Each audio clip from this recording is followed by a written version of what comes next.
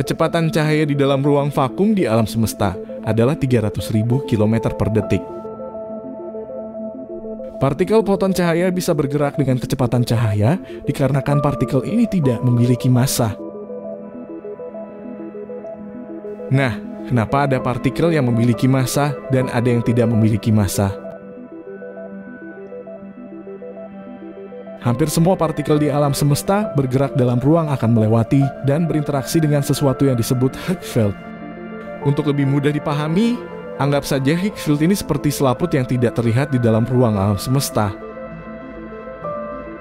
Di dalam Higgs field ini ada partikel yang disebut Higgs boson. Ketika partikel-partikel bergerak di dalam ruang, partikel-partikel ini akan berinteraksi dengan Higgs boson yang ada pada Higgs field. Interaksi inilah yang membuat sebuah partikel memiliki massa dan berat. Partikel-partikel berbeda berinteraksi dengan Higgs field ini dengan kekuatan yang berbeda pula. Hal inilah yang membuat massa setiap partikel tidak sama. Semakin besar massa sebuah partikel, semakin besar pula energi yang dibutuhkan untuk sebuah partikel bergerak lebih cepat. Semakin cepat partikel bergerak, interaksi dengan Higgs field juga meningkat, dan mengakibatkan massanya akan bertambah juga, sehingga akan membutuhkan energi yang lebih besar lagi untuk menambah kecepatannya. Partikel cahaya yang disebut foton melewati namun tidak berinteraksi dengan Higgs field ini, sehingga foton tidak memiliki massa. Jadi bisa dibayangkan foton bergerak dalam ruang seperti tidak memiliki hambatan. Partikel yang tidak memiliki massa akan terus bergerak dalam ruang dengan kecepatan penuh dan tidak akan bisa berhenti. Sebenarnya, kecepatan cahaya bukanlah tentang foton cahaya. Hal ini dinamakan begitu soalnya foton cahayalah yang pertama kali diketahui memiliki kecepatan maksimum ini. Seperti kita ketahui dari pembahasan tadi, foton cahaya tidak memiliki massa dan bisa bergerak bebas di dalam ruang vakum. Namun kenapa cahaya memiliki kecepatan maksimum 300.000 km per detik? Kenapa tidak bisa bergerak lebih cepat lagi? Iya kan? Kan tidak ada halangan sama sekali, seharusnya bisa akselerasi dengan kecepatan yang tak terbatas. Hal ini seperti ada settingan yang sudah ditetapkan di alam semesta bahwa ini adalah kecepatan maksimum yang bisa ditempuh di dalam ruang dan waktu.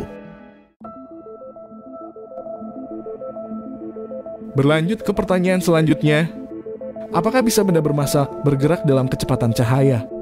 Lebih spesifik lagi, apakah bisa kita secara fisik bergerak di dalam ruang dan waktu dengan kecepatan cahaya?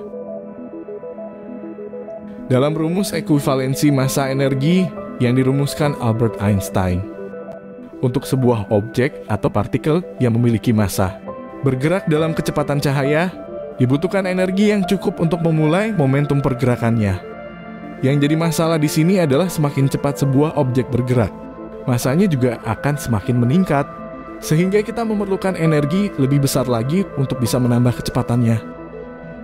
Hal ini akan berlangsung terus-menerus, sampai kita mendekati kecepatan cahaya, di mana akan membutuhkan satuan energi tak terhingga untuk sebuah objek bermassa bergerak dengan kecepatan cahaya.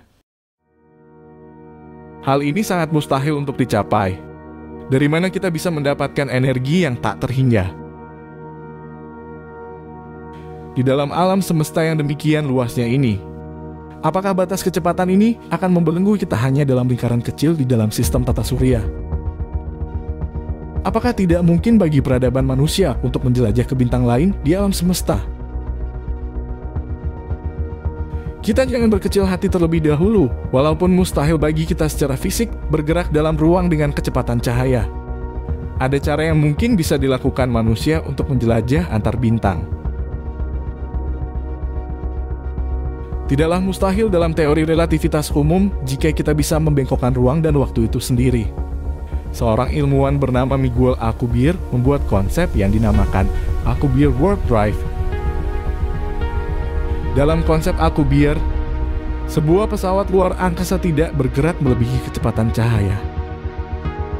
Akan tetapi membengkokkan ruang di sekitarnya untuk berpindah dari satu titik ke titik yang lain.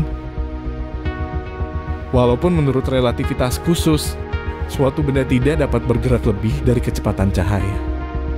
Pesawat dengan pendorong akubir tidak akan mengalami percepatan yang melebihi kecepatan cahaya, tetapi akan terdorong oleh ruang yang berkontraksi di depan dan meluas di belakang, sehingga pesawat akan tiba di tempat tujuan lebih cepat dari cahaya dalam ruang normal.